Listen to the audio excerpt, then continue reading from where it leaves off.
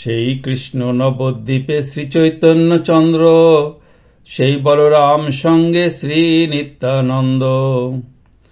শ্রীকৃষ্ণদাস কবিরাজ বিরচিত শ্রীচৈতন্য চরিতামৃত গ্রন্থের পঞ্চম পরিচ্ছেদের পাঠের বিষয়বস্তু আজকে এটি।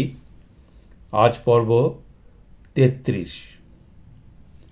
উজ্জ্বল বরণ গৌরবর দেহং বিলসতি নিরবধি ভাব বিদেহং ত্রিভুবন পাবন কৃপয়ালেশং প্রণমামি শচী সুতং গৌরবরম। ওম গুরবে গৌরচন্দ্রায় রাধিকায় তদালয়ে কৃষ্ণায় কৃষ্ণ ভক্তায় তদ্ভক্তায় নমো নমঃ। বন্দে অনন্ত অদ্ভুত ঐশ্বর্যং শ্রীনিত্যানন্দমেশ্বরম, যস্যেচ্ছয়া তৎস্বরূপম অজ্ঞেনাপি নিরূপতে। অর্থাৎ যার কৃপায় অজ্ঞ শাস্ত্রে যে বুৎপত্তিহীন, সেই অজ্ঞ তার অর্থাৎ শ্রী নিত্যানন্দের তত্ত্ব নিরূপিত হতে পারে তার দ্বারা। সেই অশেষ পরমাশ্চর্য ঐশ্বর্য সম্পন্ন ঈশ্বর শ্রী নিত্যানন্দকে আমি বন্দনা করি।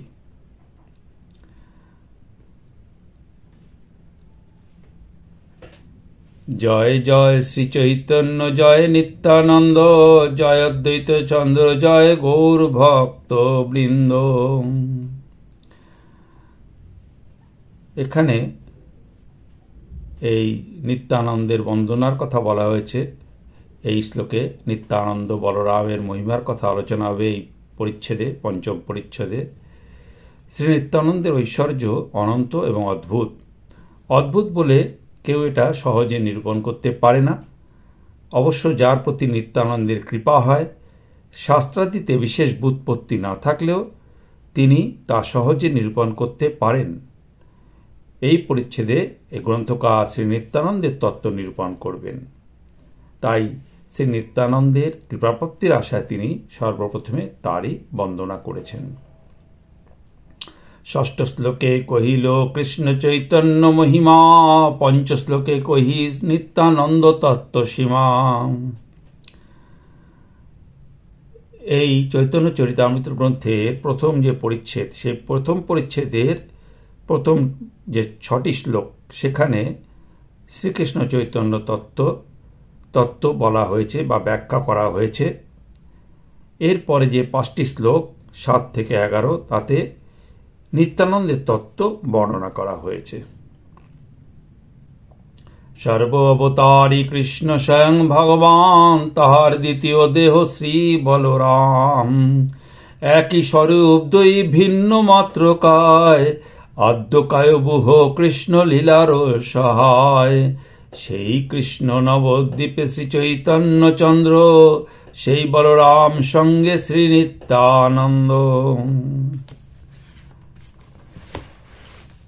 এখানে বলা হলো যে গ্রন্থকার যে ৩টি পয়ারে সংক্ষেপে নিত্যানন্দ তত্ত্বটি তিনি বলে রাখছেন, সেটি এই যে স্বয়ং ভগবান শ্রীকৃষ্ণের দ্বিতীয় দেহ হলেন শ্রী বলরাম।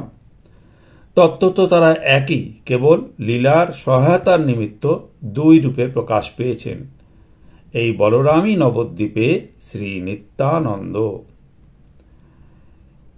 একই স্বরূপ অর্থাৎ শ্রীকৃষ্ণ বলরাম স্বরূপে একই বা অভিন্ন, একথাই এখানে বলা হল। কৃষ্ণ লীলার সহায়, শ্রী বলদেব শ্রীকৃষ্ণ লীলার সহায়তা করেন। লীলার সহায়তার নিমিত্তই শ্রী বলদেব রূপের প্রকটন হয়েছে। শ্রী বলদেব কিরূপে কৃষ্ণলীলার সহায়তা করেন তা পরবর্তী যে ৬ থেকে ৯ পয়ারে বলা হবে। সেই কৃষ্ণ অর্থাৎ যেই কৃষ্ণ সর্ব অবতারী এবং স্বয়ং ভগবান, তিনি শ্রী চৈতন্য রূপে নবদ্বীপে অবতীর্ণ হয়েছেন সেই বলরাম সঙ্গে।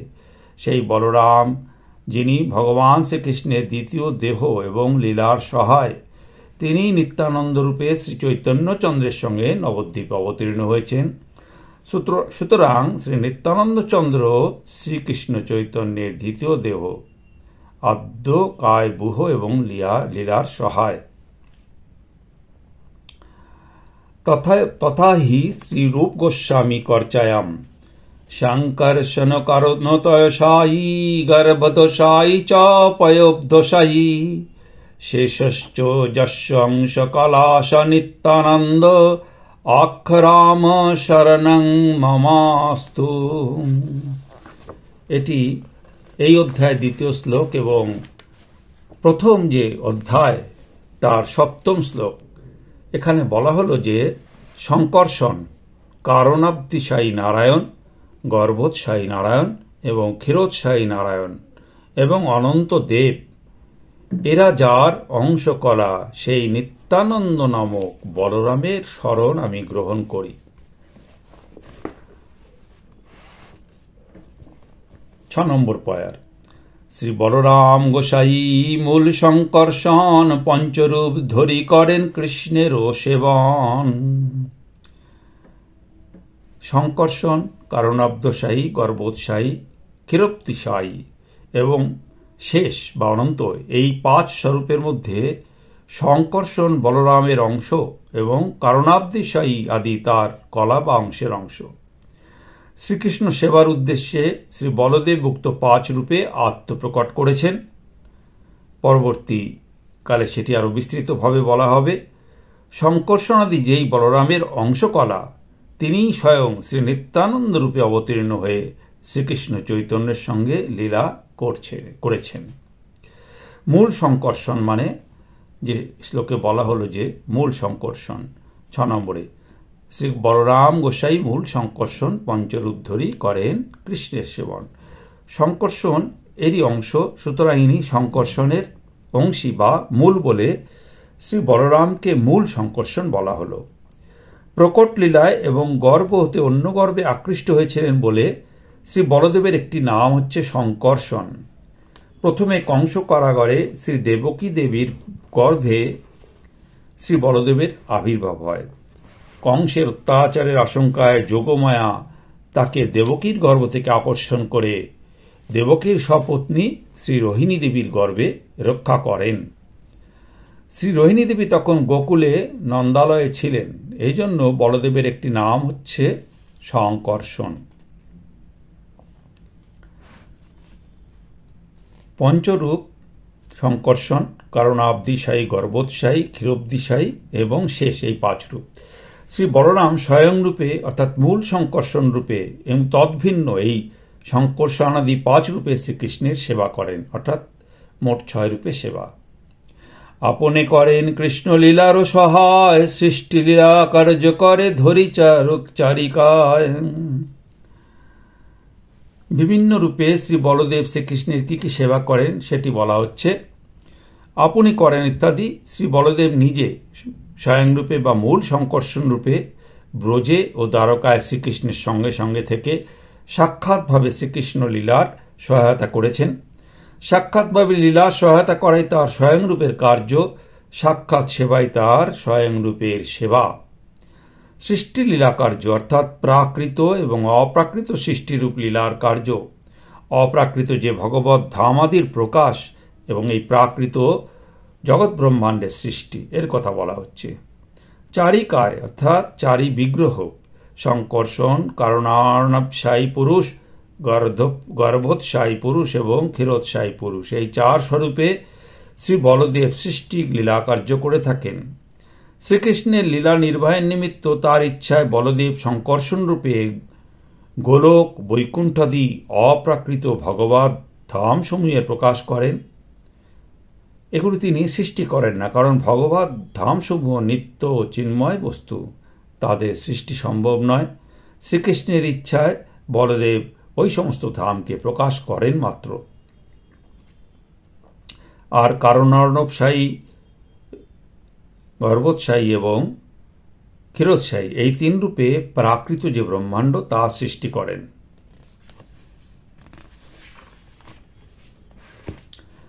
সৃষ্টাদিক সেবা তার আজ্ঞার পালন, শেষ রূপে করে কৃষ্ণের বিবিধ সেবন। সৃষ্টি আদি এই যে কার্য শ্রী ভগবান স্বহস্তে সৃষ্টি আদি করেন তা নয়, লীলাবশত যখন সৃষ্টাদির নিমিত্ত তার ইচ্ছা হয় তখন তিনি তজ্জন্য আদেশ দিয়ে থাকেন। সংকর্ষণ প্রভৃতি তার এই আদেশের অনুবর্তী হয়ে সৃষ্টি আদি কার্য নির্বাহ করেন। সুতরাং সৃষ্টি আদি কার্য করে তারা শুধু তার আদেশ পালন করে থাকেন এবং এই আদেশ পালনে শ্রীকৃষ্ণের লীলার সহায়তা করে তার সুখ সম্পাদন করে থাকেন।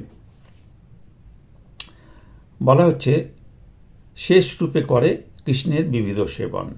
শেষ রূপে মানে অনন্ত রূপে। সংকর্ষণের অবতার কারণার্ণবশাহীর অবতার গর্বোৎসাহীর অবতার ক্ষীরোৎসাহী এবং ক্ষীরোৎসাহীর অবতার শেষ বা অনন্ত। তিনি মস্তকে পৃথিবী ধারণ, শ্রীকৃষ্ণের গুণকীর্তন এবং শ্রীকৃষ্ণের ছত্র, পাদুকা, শয্যা, উপাধান, বসন, আরাম, আবাস, যজ্ঞসূত্র, সিংহাসন প্রভৃতি রূপে সেবা, এই সমস্তই শেষ রূপে শ্রী বলদেবের বিবিধ সেবা। সর্বরূপে আস্বাদয়ে কৃষ্ণ সেবানন্দ, সেই রাম শ্রী চৈতন্য সঙ্গে নিত্যানন্দ। সর্বরূপে অর্থাৎ সকল রূপে। মূল সংকর্ষণাদি 6 রূপেই বলরাম শ্রীকৃষ্ণ সেবার আনন্দ উপভোগ করেন। সেই রাম ইত্যাদি অর্থাৎ শ্রী চৈতন্যের সঙ্গে যে নিত্যানন্দ, তিনি সেই রাম বা বলরাম। যেই বলরাম মূল সংকর্ষণাদি 6 রূপে শ্রীকৃষ্ণ সেবার আনন্দ আস্বাদন করেন, তিনি নিত্যানন্দ রূপে শ্রী চৈতন্যের সঙ্গে তার লীলাদির সহায়তা রূপ সেবার নিমিত্ত অবতীর্ণ হয়েছিলেন। সপ্তম শ্লোকের অর্থ করি 4 শ্লোকে, যাতে নিত্যানন্দ তত্ত্ব জানে সর্বলোকে। সপ্তম শ্লোক মানে এখানে প্রথম পরিচ্ছেদের যে সপ্তম শ্লোক আমরা একটু আগে যে পাঠ করেছি, সংকর্ষণ, কারণোৎসাহী ইত্যাদি যে শ্লোকটি, এই শ্লোকে শ্রী বলরামচন্দ্রের অংশ করা রূপে যে সংকর্ষণ, কারণোৎসাহী, গর্বোৎসাহী এবং পয়ব্দিশাহীর উল্লেখ করা হয়েছে। পরবর্তী 4 শ্লোকে উক্ত 4 স্বরূপের তত্ত্ব বিবৃত হচ্ছে। এদের তত্ত্ব কথিত হলে উক্ত সপ্ত শ্লোকের ব্যাখ্যা করা যাবে বলে শ্রী নিত্যানন্দ তত্ত্ব জানা যাবে। 7 নম্বর শ্লোকের পরে 8 থেকে 11 এই 4টে শ্লোকে এই সব তত্ত্বগুলো প্রথম অধ্যায়ে শ্রী কৃষ্ণদাস কবিরাজ বর্ণনা করেছেন। তিনি তথাই শ্রী স্বরূপ গোস্বামী করচায়াম, যেটি প্রথম অধ্যায়ের 8ম শ্লোক। মায়াতীতে ব্যাপী বৈকুণ্ঠ লোকে পূর্ণৈশ্বর্যেশি চতুর্ভুহ মধ্যে রূপং যস্যদ্ভাতি সংকর্ষণাখ্যং তং শ্রীনিত্যানন্দ রামং প্রপদ্যে।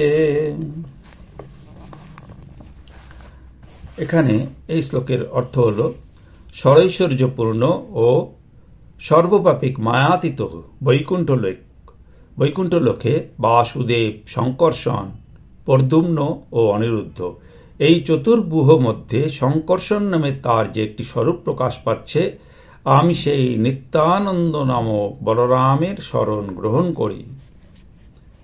এখানে এটি বলা হল।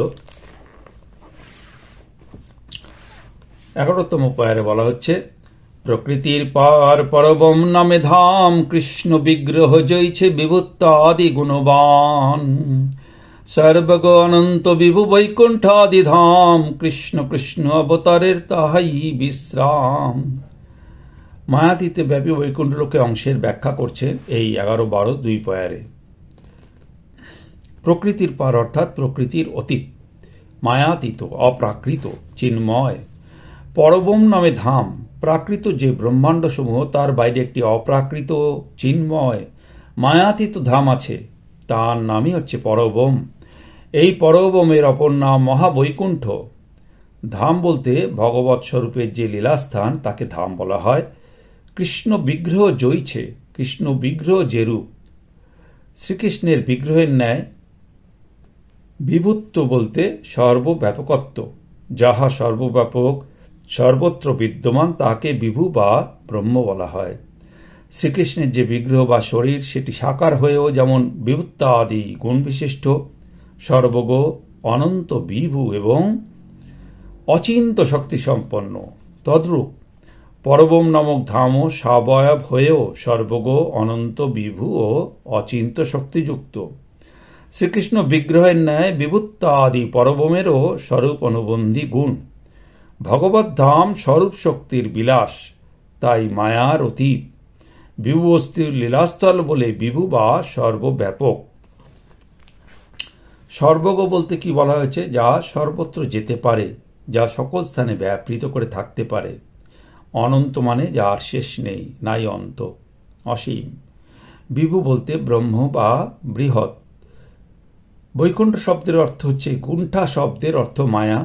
কুণ্ঠা বা মায়া নাই যাতে, সেটি হচ্ছে বৈকুণ্ঠ।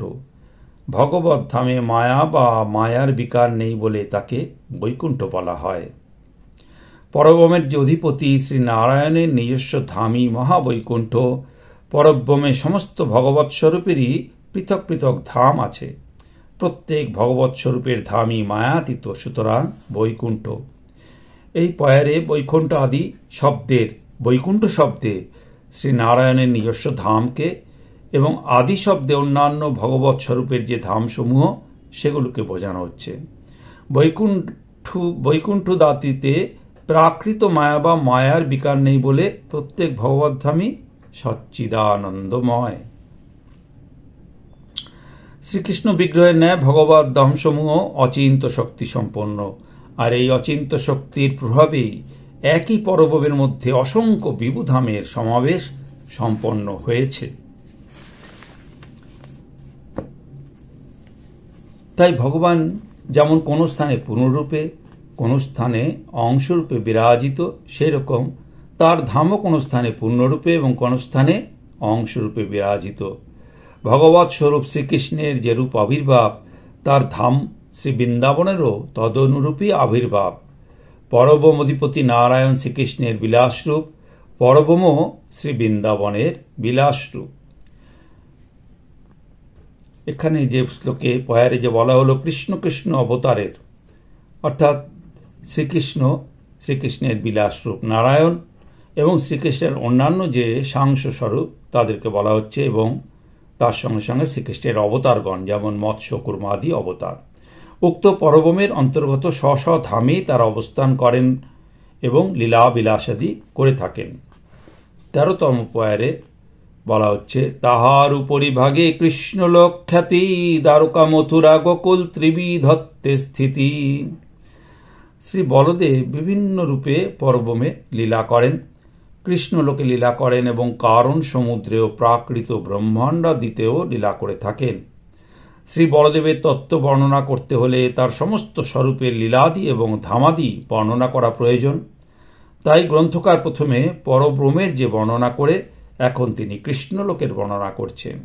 তাহার উপরিভাগে, অর্থাৎ পরব্রহ্মের যে উপরিভাগে তার কথা বলা হয়েছে। কৃষ্ণলোক খ্যাতি, কৃষ্ণলোক নামে বিখ্যাত। পরব্রহ্মের উপরিভাগে আরও একটি ধাম আছে। এই ধামে স্বয়ং ভগবান শ্রীকৃষ্ণ নিজে লীলা করেন বলে একে কৃষ্ণলোক বলে। লীলাভেদে এই কৃষ্ণলোকের আবার 3টি ভেদ আছে, দ্বারকা, মথুরা ও গোকুল। ত্রিবিধত্তে স্থিতি, 3 রকমের অবস্থিতি। কৃষ্ণলোক সম্বন্ধে শ্রী জীব গোস্বামী তার ষটসন্দর্ভ গ্রন্থে যা বলেছেন তা থেকে বোঝা যায় যে দ্বারকা, মথুরা, গোকুলাত্মক শ্রীকৃষ্ণ লোক স্বয়ং ভগবানের বিহারস্থান বলে সবার উপরে বিরাজিত। অতএব বৃন্দাবন, শ্রীবৃন্দাবন যার অপর নাম গোকুল, তা হচ্ছে সর্বোপরি। দ্বারকা বা মথুরারও উপরে বিরাজমান এবং গোলক নামে প্রসিদ্ধ। শ্রীকৃষ্ণ সন্দর্ভ গ্রন্থ একথাটি পরিস্ফুট করা হয়েছে। বৈকুণ্ঠ বা পরব্রহ্মের উপরে যে কৃষ্ণলোক, একথা শ্রী বৃহৎ ভাগবত অমৃত এই একই কথা বলেছেন। নারদ পঞ্চরাত্র এই একই কথা বলেছেন। সর্বোপরি শ্রী গোকুল ব্রজলোক ধাম, শ্রী গোলক শ্বেতদ্বীপ বৃন্দাবন নাম। দ্বারকা, মথুরা ও গোকুল এই 3 ধামের মধ্যে কোন ধাম সর্বোপরি অবস্থিত সেটি বলছেন। শ্রী গোকুলই সর্বোপরি অবস্থিত। দ্বারকা, মথুরা গোকুলের নিচে। গোকুলের অপর নাম ব্রজলোক।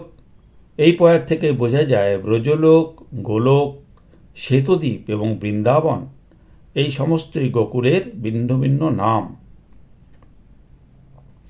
যদিও শ্রীকৃষ্ণ স্বয়ং দ্বারকা, মথুরা, গোকুল এই 3 ধামেই লীলা করে থাকেন, তথাপি গোকুলেই তার লীলার মাধুর্য সর্বাধিক রূপে প্রকটিত হয়েছে। এই জন্য এই 3 ধামের মধ্যে গোকুলই শ্রেষ্ঠ। গোকুলের সর্বোপরি অবস্থান দ্বারা তার সর্বশ্রেষ্ঠত্ব প্রতিপন্ন হচ্ছে। সর্বোপরি মানে সকলের উপরে, দ্বারকা, মথুরা এবং পরবমেরও উপরে। শ্রী গোকুল দ্বারকা মথুরা থেকে শ্রেষ্ঠ, সুতরাং পরবম থেকেও শ্রেষ্ঠ। এখানে যে উপনিচ বলা হলো তা ভৌগোলিক স্থানের ন্যায় উপনিচ নয়, সর্বগ অনন্ত বিভু ধামসমূহের এরূপ ভৌগোলিক স্থানের ন্যায় অবস্থানগত উপনিচ অবস্থা হতে পারে না। মহিমার ন্যূনতা বা আধিক্য বিবেচনাতে এই উপনিচ যে বলা হয়েছে সেটি। আমরা আজকে এই 14তম প্যারে আজকের পাঠ আমরা শেষ করব। ওম শ্রীকৃষ্ণার্পণমস্তু। হরি ওম তৎসৎ।